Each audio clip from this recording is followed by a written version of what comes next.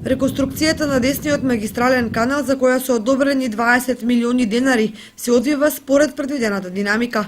Денеска наша екипа ја посети делницата кај селото Жиганци, каде градежната оператива на Имако од Гостивар на местото на оштетените кампади поставува нови.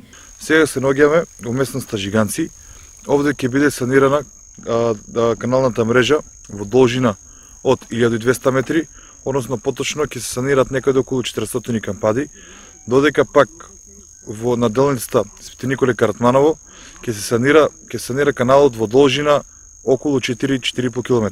Значи со оваа санација ќе го зголемиме протокот на вода во каналот, односно на места каде што имаме оштетување на каналот, ќе ги намалиме загубите кои што ги имаме во каналската мрежа, односно ќе возможиме подобро наводнување на земјоделците. Инаку оштетување на бетонската конструкција има по должината на целиот канал, кој права значителни загуби на вода во системот за наводнување. Покрај главниот магистрален канал, поправка на оштетувањето е предвидена и на дел од дедалната каналска мрежа во Кочанската котлина. Приоритетот кога се во прашање главните канали и каналетки е определен врз основа на извршен увид и констатирани оштетувања.